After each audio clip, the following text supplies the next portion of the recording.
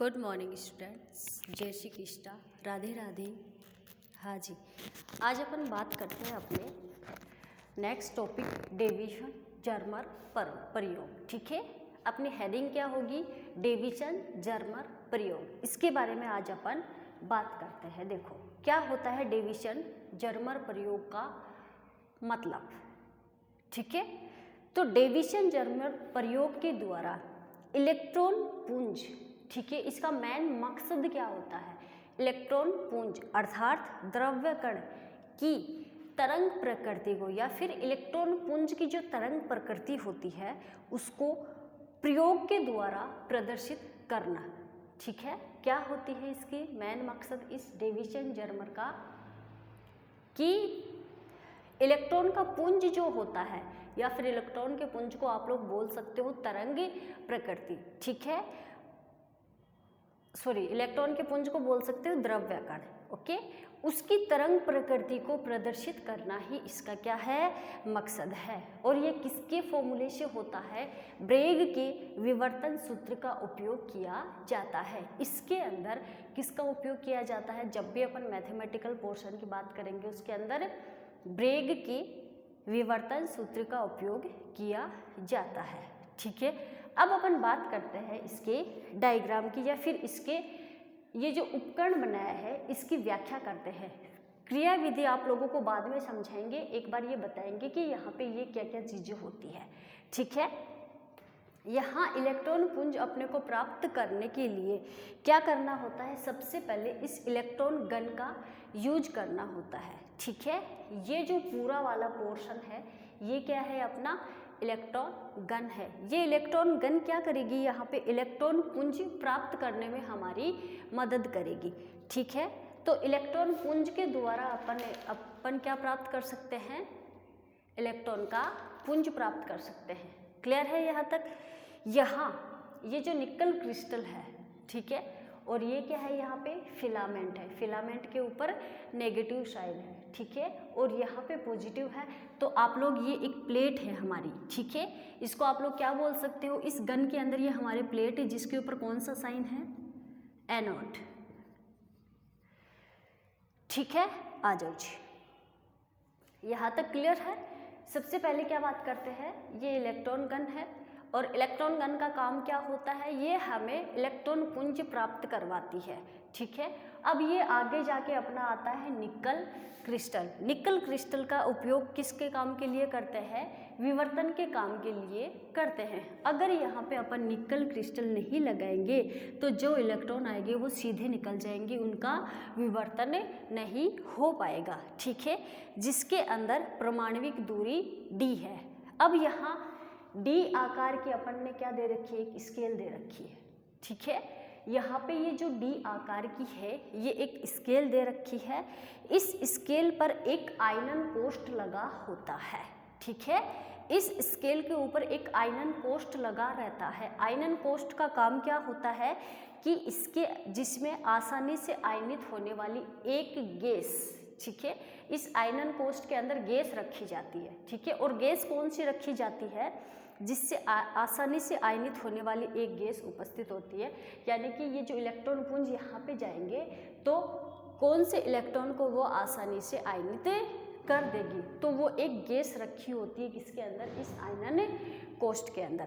Clear है यहाँ तक? ठीक है, इसके पीछे एक क्या लगा होता है? इलेक्ट्रोमीटर लगा होता है। ठीक है, ये इलेक्ट्रोमीटर क्या काम करेगा? देखो यहाँ से ये जो इलेक्ट्रॉन का विवर्तन होगा ना, ये आयनन कोष्ठ के अंदर कौन सा इलेक्ट्रॉन रहेगा, यानी कि कौन से इलेक्ट्रॉन की गैस एकदम सही टाइम पे या फिर एकदम फिक्स टाइम पे आएगी, तो वो उसी टाइम को ये क्या करेगा? नोट करेगा इलेक्ट्रोमीटर। क्लियर है यहाँ तक इसका डायग्राम? ठीक है जी, अब इसकी क्रिया विधि करते हैं अपन सबसे पहले। ठीक है, देखो ये क्या है? अपना एक फिलामेंट लगा होता है यहाँ पे, और ये क्या है? वो जो बल्ब आता है ना अपना बल्ब, उसके अंदर एक तार सा आता है यूं घुमा हुआ, वो जो अपने को लाइट देता है। ठीक है, वो है ये। ठीक है, और ये यहाँ पे क्या है? फिलामेंट मान लो, चलो इसको। ठीक है, और इसके ऊपर अपना क्या लगा हुआ है? ये कैथोड यानी कि नेगेटिव चार्ज लगा हुआ है। तो जैसे ही ये फिलामेंट गर्म होगा, ठीक है, जैसे ही ये फिलामेंट गर्म होगा तो कैथोड से इलेक्ट्रॉन का क्या होने लग जाएगा, उत्सर्जन होने लग जाएगा। ठीक है, ध्यान से सुनना। जब ये फिलामेंट जो है गर्म होने लग जाएगा तो इस कैथोड से इलेक्ट्रॉन का क्या होगा, इलेक्ट्रॉन जब गर्म होंगे तो उत्सर्जन होगा भाई इलेक्ट्रॉन का। तो जब फिलामेंट यहाँ से गर्म होगा तो इलेक्ट्रॉन का उत्सर्जन होगा। ठीक है, और अगर उत्सर्जन होगा तो इलेक्ट्रॉन तेजी से कहाँ गति करेंगे, इस एनोड की ओर गति करेंगे। क्लियर है? जब इलेक्ट्रॉन का उत्सर्जन होगा यहाँ पे, कब, जब फिलामेंट गर्म होगा तब। ठीक है, इलेक्ट्रॉन का उत्सर्जन होगा तो इलेक्ट्रॉन क्या करेंगे, यहाँ से बाहर निकलने की कोशिश करेंगे।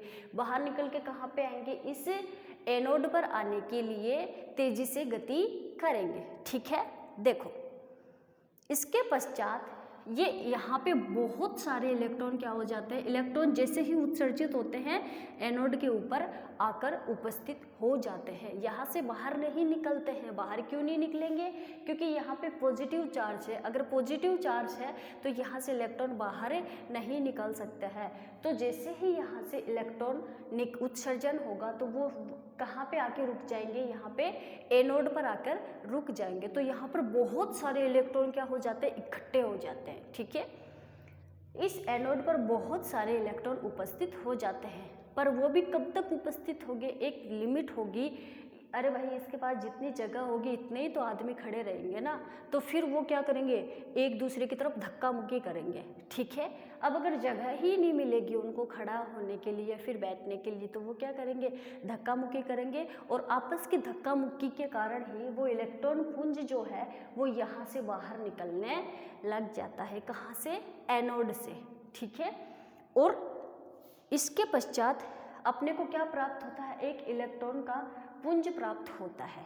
ठीक है, यह इलेक्ट्रॉन पुंज इस क्रिस्टल पर Ni निकल क्रिस्टल पर आपतित होता है, और आपतित होकर कहाँ गति कर जाते हैं, वो आयनन कोष्ठ की तरफ। पर ये नहीं है कि वो सीधा यहाँ से निकलने के बाद इधर ही गति करेगा, नहीं, वो इधर भी आ सकता है, इधर भी जा सकता है, और वो सीधा भी जा सकता है। ठीक है, वो कौन सी भी डायरेक्शन में गति कर सकता है। कौन, वो इलेक्ट्रॉन का पुंज। ओके जी, कहने का मतलब, और अलग अलग दिशा में विवर्तित हो जाता है इलेक्ट्रॉन का पुंज। अब विवर्तित इलेक्ट्रॉन पुंज आयनन कोष्ठ में जाकर, ठीक है, विवर्तित इलेक्ट्रॉन पुंज आयनन कोष्ठ में जाकर क्या कर देता है, गैस को आयनित कर देता है। ठीक है, अरे भाई यहाँ से आयनन पुंज इलेक्ट्रॉन पुंज निकलेगा तो वो कहाँ जाएगा, आयनन कोष्ठ के अंदर, और उसके अंदर जाके वो जो गैस है उसको क्या कर देंगे, आयनित कर देंगे। ठीक है, तो इलेक्ट्रॉन जितना अधिक गैस को आयनित करेगा, ठीक है, इलेक्ट्रॉन जितना अधिक गैस को आयनित करेगा, इलेक्ट्रोमीटर उतना ही अधिक विक्षेप होगा। ठीक है, उतना ही अधिक विक्षेप देगा। ये जो इलेक्ट्रॉन पुंज है आयनन कोष्ठ के अंदर आकर आयनित गैस को आयनित कर देता है। तो वो जो गैस है वो जितना अधिक आयनित होगी, इलेक्ट्रोमीटर उतना ही अधिक उसका क्या करेगा, विक्षेप करेगा। ठीक है, इलेक्ट्रॉन की संख्या अर्थात उसकी तीव्रता में। अब देखो यहाँ से ये जो इलेक्ट्रॉन अपना इलेक्ट्रॉन पुंज निकला तो ये Ni से विवर्तित होकर कहाँ पहुँच गया, आयनन कोष्ठ के अंदर पहुँच गया। तो अपने यहाँ पे अपन उन दोनों के बीच एक एंगल ले लेते हैं फाई। ठीक है, क्या ले लेते हैं, एंगल। इलेक्ट्रॉन की संख्या अर्थात उसकी तीव्रता में कोण के फाई साथ परिवर्तन क्या होता है, कम होता है। अतः इस अवस्था में उस कोण का मापन किया जाएगा जहां इलेक्ट्रॉन की तीव्रता सबसे अधिक होगी। ठीक है, करना क्या है कि उस इलेक्ट्रॉन का अपन मापन करेंगे जहां पे उसकी तीव्रता सबसे अधिक हो। ठीक है, यह एनोड और कैथोड के मध्य अलग अलग वोल्टा लगाकर तीव्रता का मापन करेंगे। तो ज्ञात क्या हुआ कि, एक चीज सुनना, डायग्राम का इतना ही काम था। ठीक है, अब आगे अपन क्या काम करते हैं, अपने को यहाँ पे क्या करना है, इस एनोड और कैथोड के बीच वोल्ट मीटर लगाकर वोल्टता का क्या करेंगे, मापन करेंगे। ठीक है, तो अगर अपन इसका मापन करेंगे तो अपने को ज्ञात होता है, ज्ञात क्या करना है मेरे को, देखो तीव्रता निकालनी है। ठीक है, कि कौन से इलेक्ट्रॉन के बीच तीव्रता अधिक होती है। ठीक, तो अगर अपन एनोड और कैथोड के बीच वोल्ट मीटर लगाकर वोल्टता लगाकर तीव्रता मापेंगे तो अपने को ज्ञात होता है कि 54 वोल्ट पर और 50 डिग्री के विवर्तन कोण पर तीव्रता अधिकतम प्राप्त होगी। ठीक है, ध्यान से सुनना, अगर अपन इन दोनों के ऊपर वोल्टता लगाकर तीव्रता ज्ञात करें तो अपने को दो कंडीशन ऐसी मिलेगी जिसके ऊपर तीव्रता अपने को अधिकतम मिलेगी। अधिकतम तो अपने को मिलेगी 54 पर, ठीक है, और उससे थोड़ा सा कम मिलेगा अपने को 50 डिग्री पर। क्लियर है? देखो बात करते हैं इसकी 50 डिग्री और 54 क्या चीज़ है।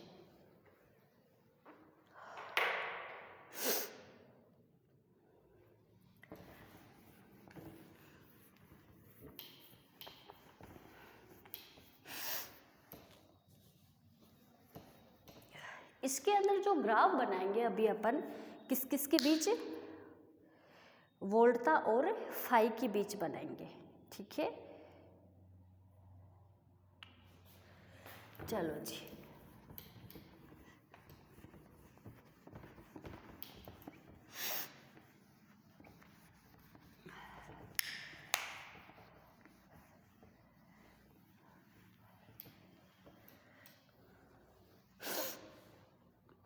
एक चीज और देखना, अगर अपन डेविसन जर्मर प्रयोग के अंदर ग्राफ बनाएंगे किस किस के बीच उसकी तीव्रता निकालेंगे, थीटा और वोल्टता के बीच। ठीक है, तो अपना जैसे नॉर्मल ग्राफ होता है उसका एक एरिया होता है और वो एक जो एरिया होता है 1 सेंटीमीटर का होता है।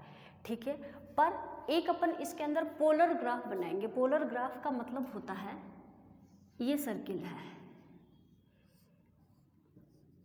ऐसे कुछ देते हैं। ठीक है, कौन सा ग्राफ बनाएंगे, वो नॉर्मल वाला ग्राफ ना बना के अपन एक पोलर ग्राफ बनाएंगे। पोलर ग्राफ का मतलब होता है कि ये यहाँ से लेके यहाँ तक। ठीक है, अब देखो, हाँ जी, ये ऐसे होता है। ठीक है, तो कहने का मतलब ये जो इसके अंदर ये जो एक ब्लैंक जगह है ना, इसका एरिया भी कितना होता है, वही 1 सेंटीमीटर होता है। ठीक है, कितना होता है, 1 सेंटी। इस एक बॉक्स की दूरी भी कितनी होती है, 1 सेंटीमीटर होती है। इन दो रेखाओं के मध्य का कोण क्या होता है, यहाँ से लेके और यहाँ तक के बीच का कोण क्या होता है, वो ही अपना 1 डिग्री होता है। कहने का मतलब क्या होता है कि नॉर्मल ग्राफ में तपन क्या करते हैं, ऐसे करते हैं। नॉर्मल ग्राफ अपना ऐसे ही होता है ना, हाँ, उसके अंदर एक खाने से रहते हैं, ऐसे ऐसे ऐसे ऐसे। ठीक है, तो कहने का मतलब ये ग्राफ अपन ओनली एक एंगल के लिए निकाल सकते हैं। ठीक है, और पोलर ग्राफ क्या होता है कि दो चीज़ों के बीच निकाल सकते हैं, जैसे कि एक आर के बीच भी निकाल सकते हैं और एक थीटा के बीच भी निकाल सकते हैं। तो यहाँ से लेके यहाँ तक का एंगल जैसे हो गया, तो वो अपन एक थीटा के लिए भी निकालेंगे और एक आर के लिए भी निकाल सकते हैं। तो इसके लिए अपना ये पोलर ग्राफ काम में आता है।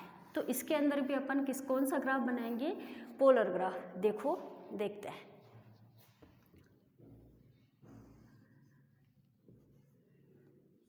यहाँ पे हो जाएगी आपतन की दिशा।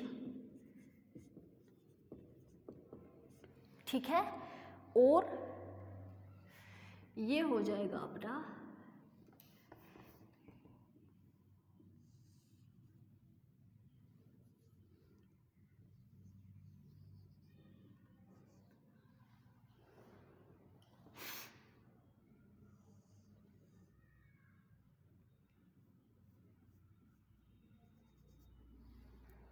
ये ग्राफ आएगा अपना, और ये एंगल हो जाएगा इसका फाई। ये वोल्टता का मान यहाँ पे प्राप्त होगा 50 वोल्ट।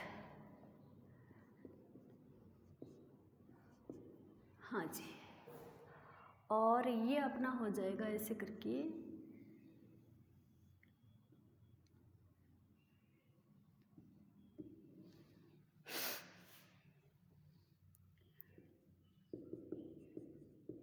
Fifty degree. ठीक है जी।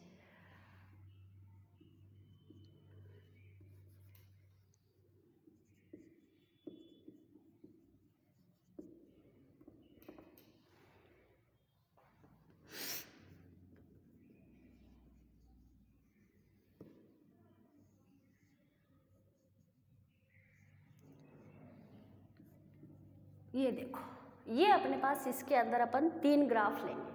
ठीक है, ये ग्राफ क्या रिप्रेजेंट करेंगे अपने को, देखो ध्रुवीय आरेख के किसी बिंदु को मूल बिंदु से जोड़ा जाए, ये ध्रुवीय आरेख है। ठीक है, यहाँ पे पोलर ग्राफ का मतलब होता है ध्रुवीय, पोलर ध्रुवीय। ठीक है, तो ध्रुवीय ग्राफ क्या करेंगे अपन, यहाँ पे देखो ध्रुवीय आरेख के किसी बिंदु को, मैंने बोला था यहाँ से लेके यहाँ तक, तो सब में ये ऐसे रोटेट कर रहा है ना, तो देखो ये यहाँ पे फाई भी हो गया और ये यहाँ पे आप मानो तो आर भी है।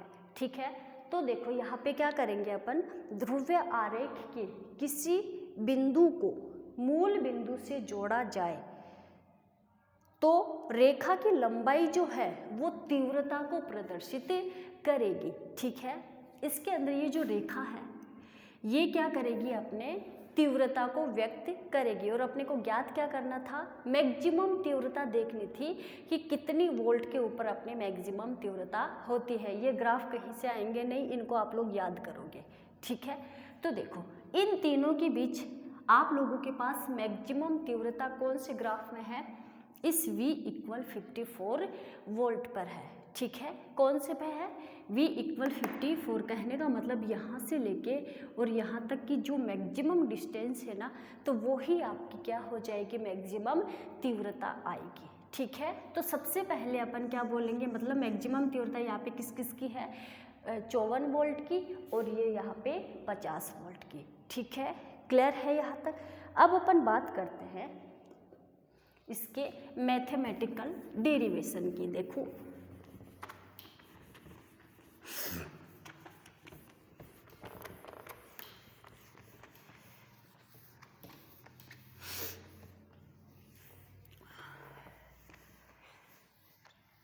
हाँ जी, अब अपन बात करते हैं इसके गणितीय विश्लेषण की। गणितीय विश्लेषण के लिए अपन ने बहुत सारे यहाँ पे इलेक्ट्रॉन कर दिए, और ये क्या किया है यहाँ पे अपने ये अपने पास क्या है, यहाँ पे ये जो 2 लाइन अपन ने खींची है, यहाँ पे ये है क्रिस्टलीय तल। ठीक है, ये क्या है अपने पास यहाँ पे क्रिस्टलीय तल, जिसकी लंबाई कितनी है, d है। ठीक है, जिसकी लंबाई कितनी है, d है। ओके, और ये यहाँ से लेके यहाँ तक अपना क्या हो जाएगा, d का मतलब क्या होता है, अंतराण्विक दूरी, अंतर परमाणविक दूरी। ठीक है, तो यहाँ पे अंतर, इन दोनों के परमाणुओं के बीच की दूरी, अंतर परमाणविक दूरी, तो कितनी हो जाएगी, d = 2.15 एंगस्ट्रॉम। ठीक है, ओके जी। अब एक चीज देखो, इस इलेक्ट्रॉन पे यहाँ पे मैंने अपना क्या प्राप्त हुआ था, अपन को इलेक्ट्रॉन पुंज प्राप्त हुआ था। ठीक है, और इलेक्ट्रॉन पुंज के ऊपर अपना मैक्सिमम कितने वोल्ट पे अपने को तीव्रता प्राप्त हुई थी, 50 वाला ले लो आप लोग। ठीक है, यहाँ से लेके ये मैंने क्या कर दिया, यहाँ पे कौन सी तीव्रता ली है, 50 वाली। ठीक है, ये अपना इलेक्ट्रॉन पुंज है और ये अपनी कितनी की वोल्टता की तीव्रता है, 50 की तीव्रता है, जिसके अंदर अपना कोण कितना आया था, फाई = 50 डिग्री। क्लियर है यहाँ तक। ठीक है, ये इलेक्ट्रॉन पुंज है और इलेक्ट्रॉन पुंज के ऊपर अपन ने जो तीव्रता आई थी उस वाले को रेखा से डिनोट कर दिया, और एंगल अपन ने यहाँ पे ले लिया फाई = 50 डिग्री, जिसके ऊपर अपनी तीव्रता सेकंड नंबर पे आई थी। ठीक है जी, चलो अब अपन क्या करेंगे, देखो 50 डिग्री ने अपन ने प्रयोग से निकाला, तो ये क्रिस्टल का तल है, ये क्या है, क्रिस्टल का तल है। ठीक है, तो तल से जो कोण बना रहे ये क्या है, क्रिस्टलीय तल है। तो इसको आप क्या बोल दोगे यहाँ से यहाँ तक लेके तल। तो देखो इस क्रिस्टलीय तल और इलेक्ट्रॉन पुंज के बीच यानी तल से जो कोण बन रहा है वो कितना हो जाएगा, थीटा। ठीक है, ध्यान से सुनना, देखो एक बार, ये अपना क्रिस्टलीय तल है, ठीक है। तो इसको भी आप क्या बोलोगे, क्रिस्टलीय तल ही तो बोलोगे। और ये इलेक्ट्रॉन पुंज के साथ कितना कोण बना रहा है, थीटा बना रहा है। क्लियर है यहाँ तक। तो देखो अब अपन इस वाले तल के लंबवत एक रेखा खींचते हैं, ठीक है। इस तल के लंबवत एक रेखा खींच देते हैं ऐसे करके, ऐसे, ठीक है, खींच दी। इस तल के लंबवत एक रेखा खींची अपन ने यहाँ से लेके यहाँ तक। तो ये एंगल कितना हो गया अपना, 5/2। ये एंगल क्या कितना हुआ, 5/2। और अब ये इस इलेक्ट्रॉन पुंज के लंबवत एक रेखा खींच देते हैं अपन इसके ऊपर, ये लो खींच दी, ठीक है। इस तल के लंबवत अपन ने एक रेखा खींची, ये लो, जिसको अपन ने क्या, चलो ठीक है, एक रेखा खींच दी। क्लियर है यहाँ तक। तो अब एक चीज देखो आप लोग, ये वाला तल इसके लंबवत है, तो ये वाला तल यहाँ से कितना डिग्री का कोण बना रहा है, देखो यहाँ से लेके यहाँ तक ये तल इस पॉइंट पर कितने डिग्री का कोण बना रहा है, 90 डिग्री का बना रहा है। अरे भाई 90 डिग्री का बना रहा है कि नहीं बना रहा है, ठीक है जी। ठीक है, तो ये कोण कितना हो गया अपना 5/2, और ये कोण कितना हुआ अपना, अपन ने यहाँ से लेके यहाँ तक की बात की ना, इस तल से लेके इस वाले जो अपन ने 5 = 50 डिग्री माना था। तो अगर इसको ऐसे लोगे तो ये दोनों क्या हो गए, यहाँ पे 90 डिग्री बना कि नहीं बना, एंगल बना। तो ये 90 डिग्री कब आएगा, जब ये दोनों जुड़ जाएंगे तभी तो ये 90 डिग्री आएगा ना। तो अपन क्या इसको ऐसे लिख सकते हैं, कैसे, देखो फ्रॉम डायग्राम,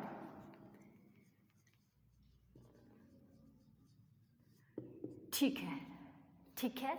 इस वाली रेखा को एक बार आप लोग साइड में ले लो, यहाँ से चल के यहाँ चल रहे हैं, तो ये कितने का एंगल बन गया, 90 डिग्री का। पर इसके ऊपर दो एंगल और भी है अभी तक, ये है फाई और ये यहाँ से लेके कितना है, थीटा है, ठीक है। तो क्या अपन इसको ऐसे लिख दे, theta plus phi equal 90 degree. तो देखो थीटा प्लस 5/2 इक्वल 90 डिग्री लिख सकते हैं इसको ऐसे। तो थीटा इक्वल कितना हो जाएगा अपना, 90 माइनस 5/2 हो गया, ठीक है। चूंकि फाई इक्वल कितना दे रखा है, देखो 50 डिग्री, तो फाई इक्वल कितना है 50 डिग्री। तो थीटा इक्वल कितना हो जाएगा, 90 माइनस 50/2। तो थीटा की वैल्यू कितनी आ जाएगी अपने यहाँ पे, 65 डिग्री। भाई क्लियर है, ठीक है। इसको इक्वेशन नंबर दे दो 1। अब एक चीज देखो क्या करेंगे, अपन ने इस वाली रेखा के लंबवत एक रेखा खींची थी, ये वाली खींची थी, हाँ जी, और इस वाले के लंबवत ये वाली रेखा खींची थी, ठीक है। कहने का मतलब इसके लंबवत ये है और इसके लंबवत ये है, ये थीटा है तो ये एंगल भी कितना हो जाएगा, थीटा हो जाएगा। और यहाँ से लेके यहाँ तक ये कितना है, 90 डिग्री। अगर ये थीटा है और ये 90 डिग्री है तो ये कितने का होगा, क्या, अगर ये थीटा है और ये 90 डिग्री है तो ये कितने का प्राप्त होगा। और ऊपर देख लो 90 डिग्री अपने को कब प्राप्त हुआ था, जब थीटा प्लस 5/2, ठीक है। तो कब करोगे, यहाँ पे अगर 5/2 होगा, 5/2 प्लस थीटा होगा, तभी अपने पास 90 डिग्री का एंगल आएगा। तो इसको अपन ने क्या नाम दे दिया, 5/2 दे सकते हैं। नहीं समझ में आए तो फिर से पूछ लियो, ओके, ठीक है जी, बिल्कुल दे सकते हैं। तो देखो अब अपन क्या कर देंगे, त्रिभुज ABC से, हाँ जी, इसको नाम दे दो आप A और B और C, ठीक है।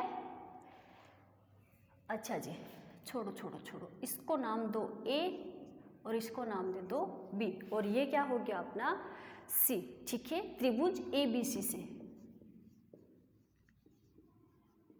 ये लो जी, यहाँ से अपने को किसकी वैल्यू निकालनी है, sin 5/2 की। तो sin 5/2 इक्वल क्या होता है आप लोग जानते हो, AC अपॉन AB। कितना हो जाएगा, AC अपॉन AB, तो AC अपॉन AB, AC कितना लिखोगे आप इसको, AC को देखो, चूंकि AC इक्वल इन दोनों के बीच की डिस्टेंस है, इन दोनों के बीच की डिस्टेंस यहाँ पे कितनी है, D है, तो लिख सकते हैं। और AB को आप कितना लिखोगे यहाँ पे, ये देखो यहाँ से लेके यहाँ तक की डिस्टेंस कितनी दे रखी है, D दे रखी है। तो एक इलेक्ट्रॉन से दूसरे इलेक्ट्रॉन पर आ रहे हैं तो D डिस्टेंस कितनी हो जाएगी, कैपिटल D। तो AC को आप लिख दो स्मॉल d और AB को आप लिख दो कैपिटल D। क्लियर है यहाँ तक, ठीक है जी। अब वैल्यू पुट कर दो, क्या, sin 5/2 equal D upon D, ठीक है। तो D इक्वल कितना आ जाएगा अपने पास यहाँ पे, small d equal D sin 5/2, okay जी, ठीक है। तो D इक्वल कितना वैल्यू आ जाएगा, D के इक्वल में अपन ने कहीं वैल्यू मानी थी, देखो यहाँ पे, अच्छा जी हटा दिया, ये रही ना 2.15 एंगस्ट्रॉन, 2.15, और साइन 5 की वैल्यू भी आप लोगों को पता है, देखो यहाँ पे कितनी है 50 डिग्री, तो कर दो 50 डिग्री अपॉन 2 एंगस्ट्रॉन, ओके जी। अब अपने को डायग्राम की ज़रूरत नहीं है, तो डायग्राम को क्या कर दो, यहाँ से हटा दो। तो देखो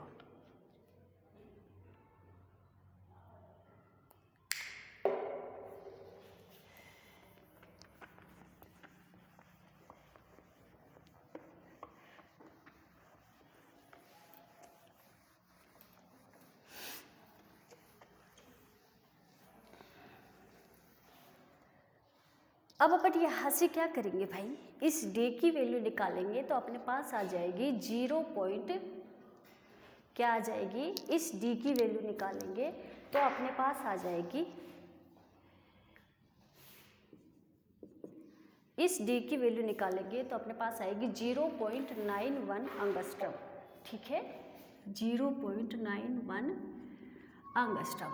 ये अपने पास कैपिटल D की भी आ गई और ये अपने पास स्मॉल d की भी आ गई। अब अपन किसका यूज करेंगे यहाँ पे, ब्रेग विवर्तन सूत्र से, ठीक है,